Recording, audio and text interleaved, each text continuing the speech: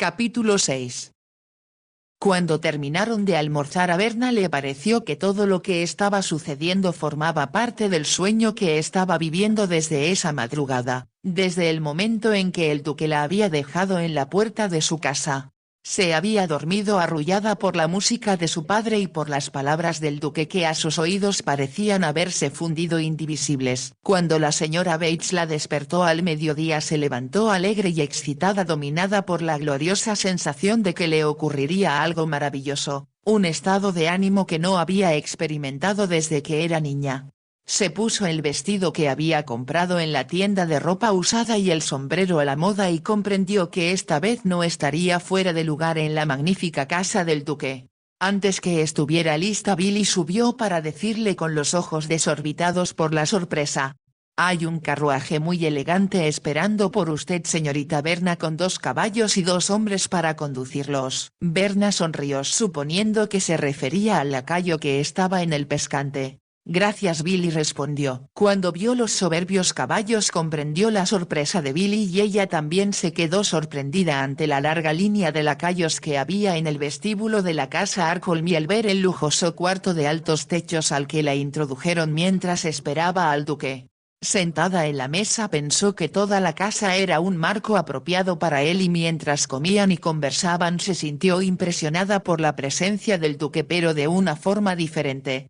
Como deseaba contemplar su cabello, él sugirió que se quitara el sombrero así como el ligero abrigo que llevaba sobre el vestido. «Es un día cálido», le dijo, «y así se sentirá más cómoda». Ella lo obedeció sin pensar, y cuando salió del comedor caminando delante del duque, los rayos del sol que penetraron por la ventana centellearon en sus cabellos y a él le pareció que nunca había visto una mujer más adorable. Recorrieron el largo pasillo que conducía al salón de música que se encontraba al otro lado de la casa y cuando entraron, Berna lanzó una leve exclamación. Era exactamente como pensaba que debía ser un salón de música, con un pequeño escenario flanqueado por columnas de mármol y unos exquisitos murales detrás del piano más magnífico que había visto jamás. Estaba confeccionado con madera de palo de rosa e incrustado en oro y sin lugar a dudas los sonidos que emitiría serían muy diferentes a los que arrancaba al piano de Kate Hamilton. El salón era largo y más bien estrecho y en uno de sus extremos había ventanas que daban al jardín y ella advirtió que la pared opuesta estaba también adornada con murales y que grandes candiles colgaban del techo. En uno de los extremos del salón, un espejo con marco de oro reflejaba la belleza de toda la habitación. Sin pedir permiso al duque, Berna fue hacia el piano y sin poderlo evitar se inclinó sobre el teclado y tocó un acorde. Como si ese sonido hubiera vibrado dentro de su ser, se sentó en el taburete y empezó a tocar. Inconscientemente, siguiendo los dictados de su corazón, interpretó una de las canciones de amor de su padre. El duque no la había escuchado antes y se dirigió hacia el escenario, pero no se sentó, sino que se recostó contra una de las columnas para observarla. Como todas las composiciones de Sandor Seletti, la melodía era arrolladora, con un magnetismo muy particular. Comunicaba su mensaje al oyente, no solo a través de sus oídos sino de su mente, su instinto y hasta su alma. Cuando se desvaneció el sonido de las últimas notas, Berna miró hacia el duque. Sus miradas se encontraron y ella dijo con una voz que no parecía de este mundo: «Papá decía que ese era el espíritu del amor». Sin esperar la respuesta del duque, prosiguió a tocar otra composición que, lo mismo que la primera, conjuraba una visión de flores silvestres meciéndose al viento, un río de plata corriendo entre un valle y los picos alzándose hacia el cielo. Era una melodía tan cautivadora que el duque no solo creyó ver ese cuadro campestre ante sus ojos, sino que sintió que la música le abría nuevos horizontes y le inspiraba pensamientos desconocidos hasta entonces. Cuando Berna terminó con una melodía increscendo, comentó: «Papá dijo una vez que la música debería interpretarse al aire libre sin estar circunscrita ni encerrada entre 4 paredes. Entonces puede ser excitante, romántica y aventurera». Al pronunciar estas últimas palabras, el duque se acercó a ella. Antes que Berna pudiera hacer el menor movimiento, la levantó del taburete, la atrajo hacia sí y se apoderó de sus labios. Durante unos instantes ella se quedó tan sorprendida que apenas podía comprender lo que estaba sucediendo. Cuando pensó que debería rechazarlo, La presión de sus labios le hizo experimentar sensaciones desconocidas hasta entonces, que parecían confirmar lo que insinuaba la música que acababa de interpretar y que se posesionaba de ella con insistencia. Sintió como si el sol que había estado brillando sobre las montañas cubiertas de nieve penetrara en su cuerpo, subiera por su pecho hasta su garganta y asomara a sus labios para brindarle a él ese fuego. Eran tan excitante que apenas podía respirar y cuando los labios del duque se volvieron más posesivos, sintió como si esos destellos solares se convirtieran en relámpagos. Era una sensación tan intensa, mezcla de placer y dolor que estremeció todo su cuerpo arrastrándola hacia un éxtasis que nunca pensó que pudiera existir. El duque continuó besándola hasta que el salón de música giró en torno a ella. Esa gloriosa emoción que la embargaba era todo lo que había anhelado cuando la descubrió en la música de su padre, pero ahora era mucho más intensa y cercana a la perfección. Comprendió que este era el amor en toda su grandeza como ella lo había soñado sin esperar encontrarlo en la realidad, pero ahora que se había materializado era infinitamente más grandioso que todo lo que pudo haber imaginado. El duque alzó la cabeza y su corazón latió con violencia contra el pecho de ella. Entonces Berna murmuró: «Te amo. ¿Cómo pude amarte? Si pensaba que lo que sentía por ti era odio. Yo te amé desde el primer momento en que te vi», confesó el duque, «y lo mismo que tú no comprendí que era amor lo que sentía. Solo sabía que me intrigabas como nadie lo hizo jamás». La besó de nuevo, con besos intensos y posesivos como si temiera perderla y quisiera demostrarle que ella le pertenecía. Después de un rato que le pareció una eternidad y cuando ambos quedaron sin aliento, el duque condujo suavemente a Berna hacia un sofá que estaba delante de los murales. Se sentaron. El duque pasó su brazo alrededor de la cintura de Berna y ella colocó la cabeza sobre su hombro, arrobada por la magia de sus besos y la alegría de encontrarse entre sus brazos. Él besó su cabello. «Eres tan hermosa, mi adorada», exclamó. «No puedes imaginarte las torturas que he padecido desde que desapareciste, preguntándome si estarías a merced de otros hombres y desesperándome porque yo no estaba junto a ti para salvarte». «He estado segura porque estaba tocando el piano», repuso Berna con voz débil, «en un lugar que ni siquiera debías saber que existía», replicó el duque indignado. La estrechó aún más contra su cuerpo y añadió: «¿Cómo pude soportar la idea de que te asociaras con esa gente? Ahora todo ha terminado. Cuidaré de ti y nunca más volverás a estar pobre, sola ni triste». Hablaba en un tono apasionado y Berna lo miró sonriendo. Él era lo que siempre había pensado que debía ser un hombre: fuerte, dominante y al mismo tiempo gentil y considerado. «¿Cómo pude odiarte?», preguntó ella. «Te prohíbo que vuelvas a pensar en eso», protestó el duque. «Cariño, te haré tan feliz que el amor que crees tenerme no será sino un pálido reflejo del que despertaré en ti cuando estemos juntos y mucho más unidos de lo que estamos en este momento». Las mejillas de Berna se tiñeron de rubor y él se apresuró a añadir: «No intento esperar ni discutir. Eres mía desde este momento y debes dejar todo en mis manos». Como si estas palabras lo excitaran, la besó de nuevo y cuando sus besos se tornaron demasiado insistentes y apasionados, ella lo rechazó levemente poniendo las manos sobre su pecho. De inmediato él levantó la cabeza. «Perdóname, cariño, no quise ser rudo ni asustarte, pero tú me haces sentirme alocado, o tal vez húngaro sea la palabra correcta. De cualquier manera, cuando estoy junto a ti me cuesta trabajo recordar que soy inglés». Ella rió levemente al responder: «Eso es lo que papá deseaba que sintieras porque es lo que trató de expresar con su música. Eso es lo que siento y lo que te haré sentir esta noche, mi adorada». ¿Esta noche?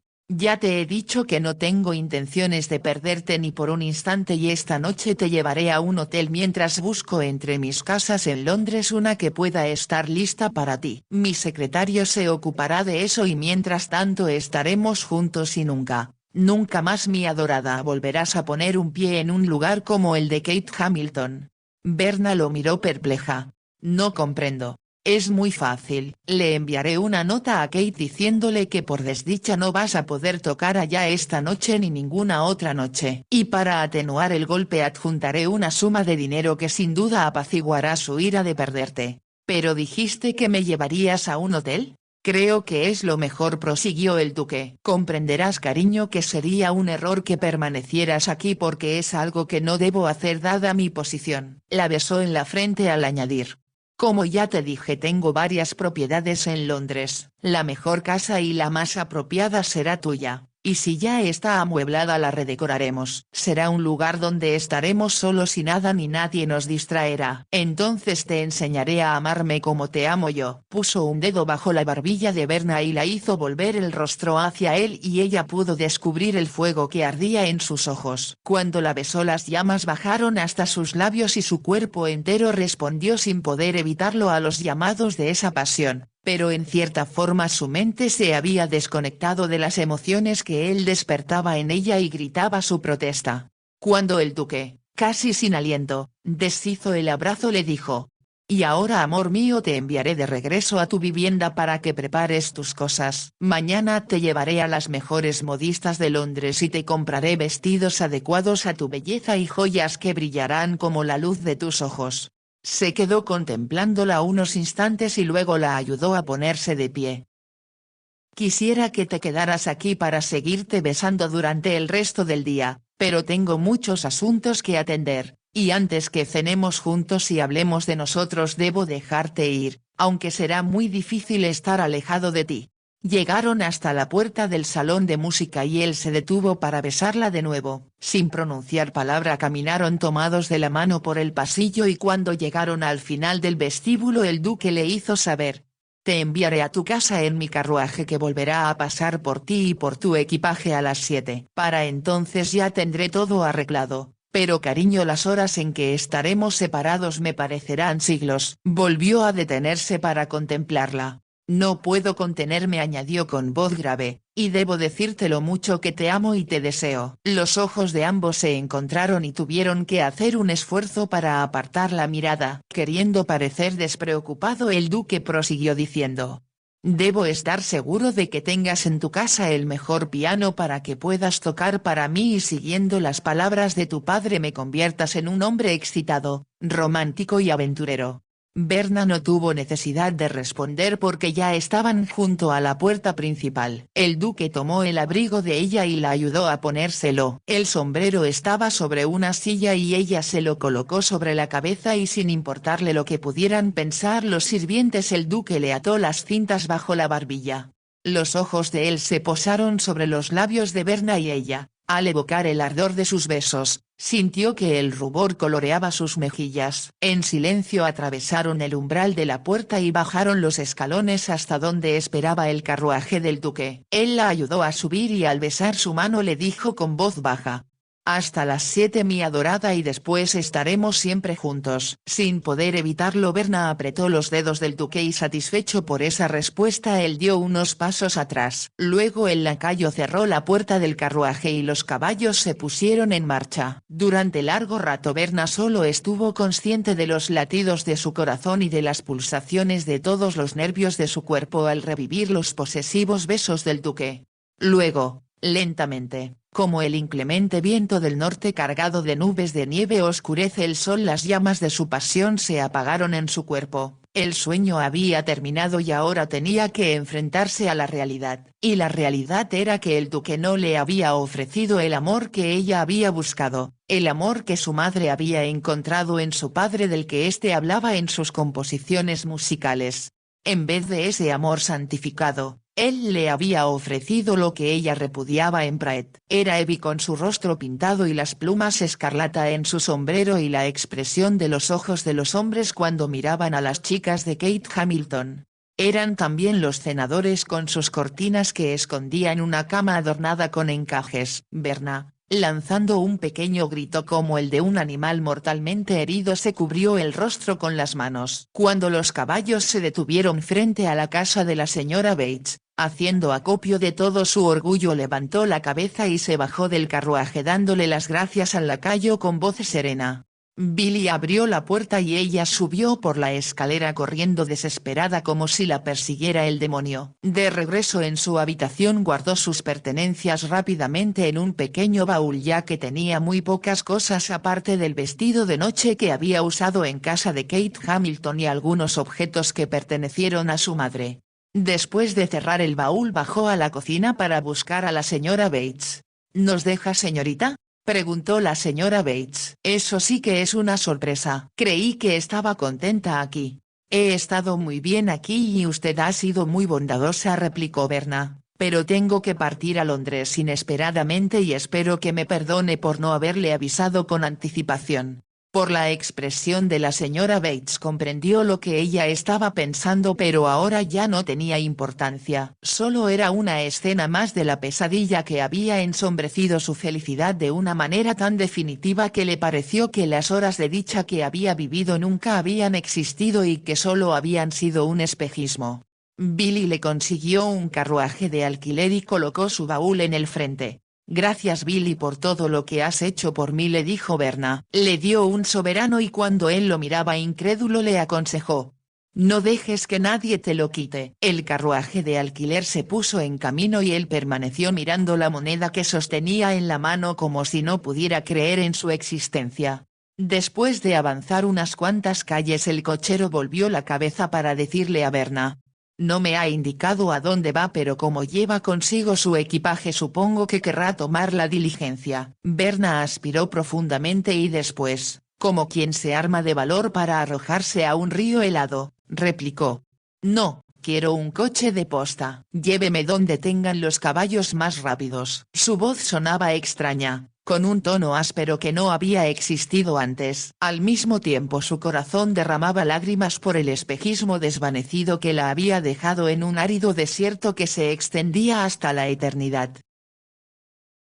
Después de arreglar todos sus asuntos a su satisfacción, lo cual significó cancelar una larga lista de compromisos, incluyendo una cena que le había parecido importante cuando aceptó asistir a ella, el duque esperó impaciente la llegada de Verna. El señor Carstairs había recibido instrucciones de separar habitaciones en un hotel famoso por la discreción con que trataba la identidad de sus clientes.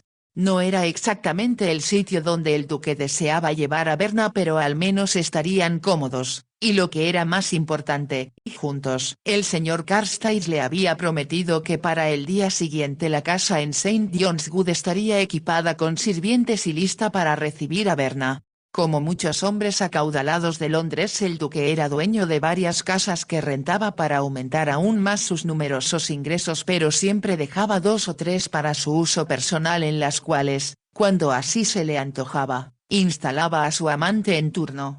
En esos tiempos estaba de moda que los nobles tuvieran a una fascinadora mujer a su disposición. Pero aunque el duque prefería un romance con alguna dama de sociedad, ocasionalmente tomaba bajo su protección a una bailarina o una cantante del Covent Garden, aunque nunca lo distraían por mucho tiempo.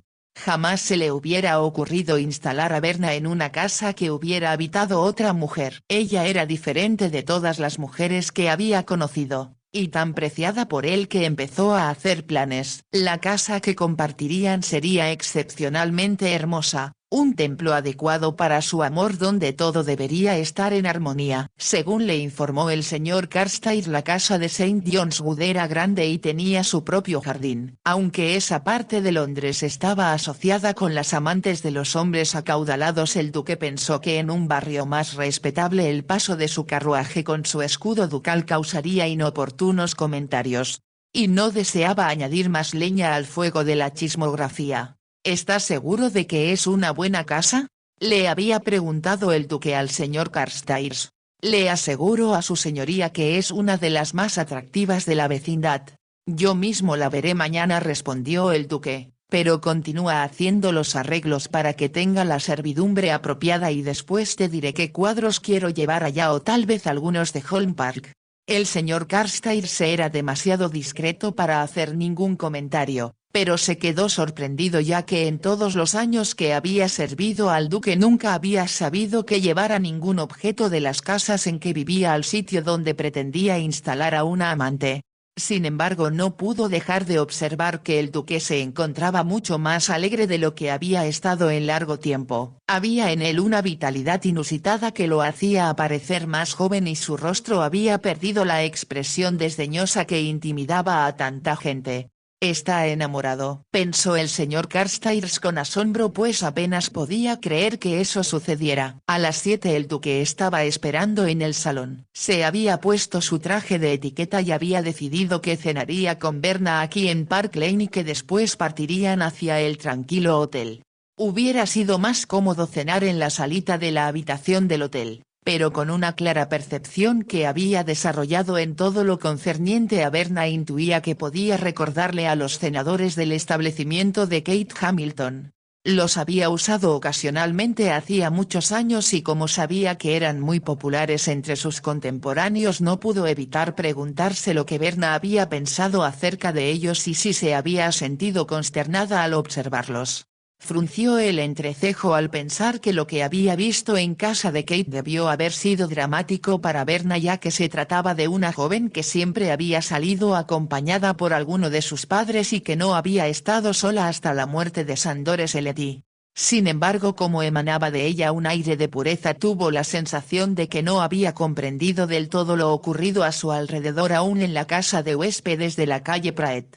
Para los puros de corazón todo es puro pensó, pero al mismo tiempo se sentía inquieto. Ella es muy joven y olvidará lo que ha visto se dijo para consolarse y procedió a planear los vestidos que le compraría y las joyas que pondría alrededor de su cuello y en sus muñecas. El recuerdo de Berna apresuró los latidos de su corazón y la sangre latió en sus sienes. La deseaba no solo porque era hermosa y lo excitaba sino porque su sentimiento musical remontaba su espíritu como nadie había logrado hacerlo. Su amor despertaba en él nuevas ideas y ambiciones. Pensó en los discursos que dirigiría a la Cámara de los Lores, en las reformas que presentaría y en nuevas maneras de servir a su país en vez de invertir su tiempo en la búsqueda de placer. Cuando estemos juntos dijo con voz alta, también revolucionaremos el mundo musical. En ese instante se abrió la puerta y el duque se volvió ansioso para recibir a Berna. Pero era Newman quien estaba frente a él y como no anunció a nadie el duque preguntó. ¿Qué sucede Newman? El carruaje ha regresado su señoría pero la señorita Slety se ha marchado de la casa donde vivía. ¿Qué quieres decir con marchado? La casera su señoría le informó a Johnson, quien conducía el carruaje, que la señorita se marchó como media hora después de regresar esta tarde.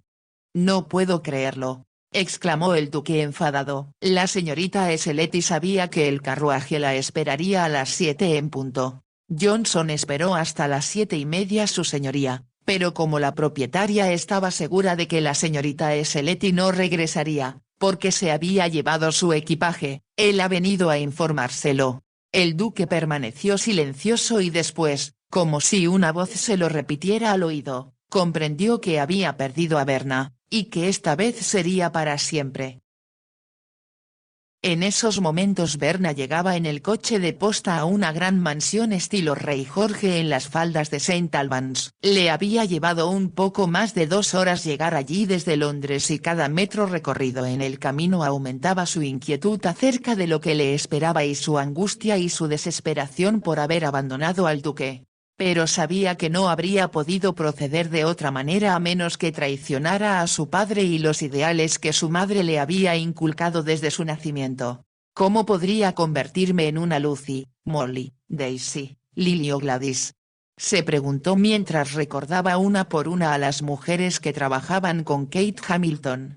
Como su música la protegía como un muro alrededor de ella las chicas nunca le habían parecido del todo reales. Aunque hablaba con ellas y les agradecía sus amabilidades había permanecido ajena pues comprendía que eran intocables y que se oponían a todo lo que ella creía.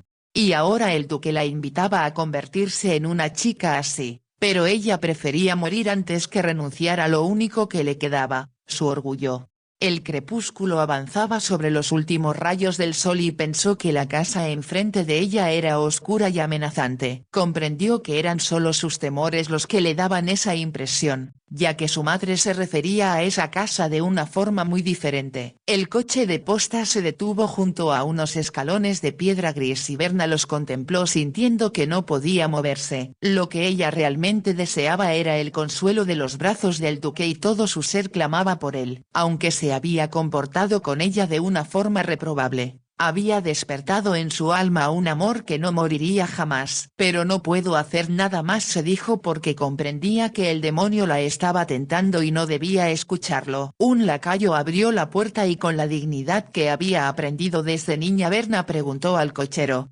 ¿puede esperar unos momentos? Creo que me quedaré aquí pero no estoy muy segura. Tengo que regresar a Londres, señorita, protestó el cochero, pero ella sabía que se había quedado impresionado por la magnificencia de la casa y el número de sirvientes que aparecieron al pie de la escalera. Subió lentamente los escalones hasta llegar junto a la puerta principal donde un anciano mayordomo esperaba con expresión perpleja. Deseo hablar con el conde de Sandridge.